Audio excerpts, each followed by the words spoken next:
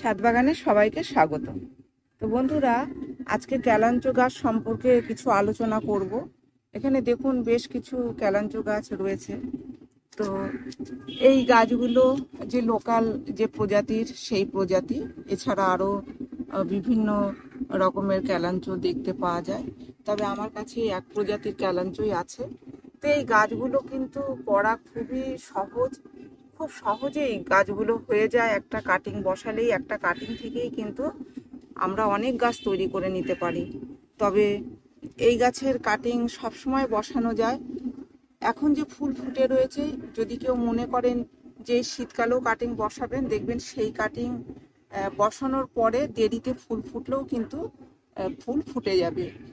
আর যদি মনে করেন যে পরে কাটিং বসাবেন, তাহলে ফুলের পরে ফুল যখন শেষ হয়ে যাবে তখন এই যে স্টিকগুলো বের হয়েছে, এরকম স্টিক এখান থেকে কেটে ফেলে দেবেন। তারপরে এইভাবে কাটিংটা নিয়ে বসিয়ে দেবেন, দেখবেন খুব সহজেই হয়ে যাচ্ছে। আর অনেক ছোট ছোট টবেও কিন্তু এই গাছ সুন্দর গ্রো করে। এখানে দেখুন 3 ইঞ্চি সাইজের যে টব আমি দিয়েছি, কত সুন্দর কিন্তু গ্রো করেছে। আর এতেও কিন্তু অনেক ফুল ফুটেছে। আপনারা চাইলে একটু বড় টবেও দিতে পারেন। দেখুন এটা 8 ইঞ্চি টবে বসানো রয়েছে। তো 8 ইঞ্চি টবে কত সুন্দর একটা ঝোপালো দেখতে লাগছে। আর এই গাছের দেখুন প্রত্যেকটা কিন্তু এরকম আগায় আগায় এরকম কুড়ি দেখা যাচ্ছে। এগুলো সবই ফুটবে। শীত পড়তে পড়তেই ফুল ফোটা শুরু করে। শীতের পরেও কিন্তু ফুল থাকে। ধরুন চৈত্র বৈশাখ মাস অব্দিও কিন্তু এই গাছে ফুল ফোটে। তবে ফুল ফুটবে, কিন্তু আমাদের একটু নজর দিতে হবে যে জিনিসটা, সেটা কিন্তু রোদ্দুর। এই গাছ কিন্তু রোদ্দুর ভীষণ পছন্দ করে। আপনারা যদি সারাদিন রোদ্দুরে রেখে দিতে পারেন তাহলেই কিন্তু প্রচুর ফুল ফুটবে। আর যদি রোদ্দুরে না রাখেন তাহলে যতই খাবার দিয়ে যান না কেন, দেখবেন সেভাবে ফুল ফুটবে না। পাতা হবে গাছে, পাতা থাকবে, ফুল কিন্তু ফুটবে না। প্রচুর পরিমাণে ফুল পেতে গেলে রোদ্দুরে রাখতেই হবে। তাই এরকম জায়গায় রাখুন যেখানে সারাদিন রোদ্দুর আসে। শীতকালে, গরমকালে আপনারা দুপুরে রোদ্দুর থেকে বাঁচিয়ে রাখবেন, কিংবা যদি সারাদিন রেখেও দেন অসুবিধা হয় না।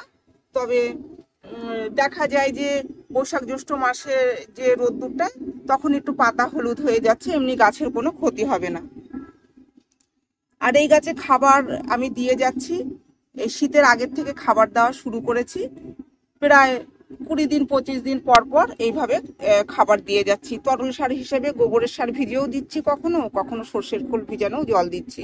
তো এইভাবেই এই গাছের খাবার দিয়ে যাচ্ছি।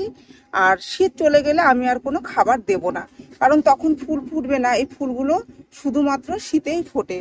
তাই পরে আর প্রয়োজন হয় না খাবার দেওয়ার। একবার খাবার দিয়ে রেখে দেবো, তারপরে যে বর্ষাকাল আসবে, বর্ষার জল পেয়ে গাছগুলো খুব সুন্দর লাগে দেখতে, তখন আর খাবার দেওয়ার প্রয়োজন হয় না। আবার শীতের আগে আগে খাবার দেওয়া শুরু করব। তো এইভাবেই আমি এই গাছের যত্ন করি। আর এর মাটি যে তৈরি করতে হবে সেটা সেরকম কোনো না, সাধারণভাবে আপনারা মাটির সাথে কিছুটা বালি আর কিছুটা জৈব সার দিয়ে গাছ বসিয়ে দেবেন, দেখবেন খুব ভালো গাছ হচ্ছে। এই ছিল আজকের ভিডিওটি আমি এখানেই শেষ করছি। যদি ভিডিও ভালো লেগে থাকে তাহলে একটি লাইক করবেন, কমেন্ট করে জানাবেন, আর চ্যানেলটিকে সাবস্ক্রাইব করবেন। আপনারা গাছ লাগান, ভালো থাকুন, সুস্থ থাকুন। দেখা হবে পরের ভিডিও।